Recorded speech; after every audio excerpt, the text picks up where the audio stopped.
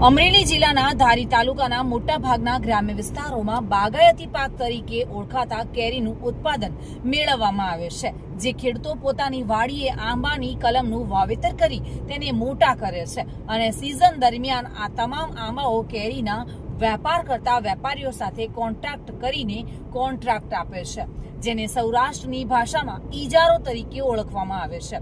ફળોના રાજા કહેવાથી કેસર કેરી આ પણ લોકોનું માનીતું ફળ છે। ઉનાળાની શરૂઆત થતાની સાથે જ માર્કેટમાં ખાખડી તરીકે ઓળખાતી નાની કેરીઓનું વેચાણ થવા માંડે છે। ત્યારબાદ કેરીને આંબા પરથી ઉતારીને પેકિંગ કરી લોકો સુધી પહોંચાડવામાં આવે છે। આ વર્ષે ગ્લોબલ વોર્મિંગ તેમજ વાતાવરણની પ્રતિકૂળ અસરને લઈને કેરીનો પાક મોડો આવવાની સંભાવનાઓ જણાઈ રહી છે।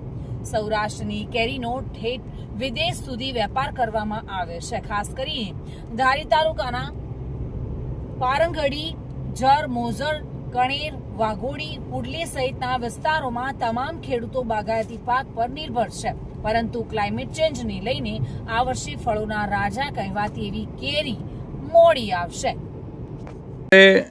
પાછલા વરસાદને કારણે આંબામાં પાણી મળવાના કારણે કુદરતી પાણી મળવાના કારણે હાલ મોડો આવ્યો છે। ફ્લાવરિંગ પણ હજી સમય જતાં સમય લાગશે એવું મારું માનવું છે। આ વર્ષે કેરી છે એ દર વર્ષે એપ્રિલ એન્ડમાં કેરી પાક ઉપર આવી જતી, પણ મોડું ફ્લાવરિંગ થવાના કારણે મે એન્ડમાં કેરી આવશે, એટલે કે મહિનોની આસપાસ મોડું થશે એવું લાગે છે। સંજય વાળા સાથે bureau report, today Gujarati news.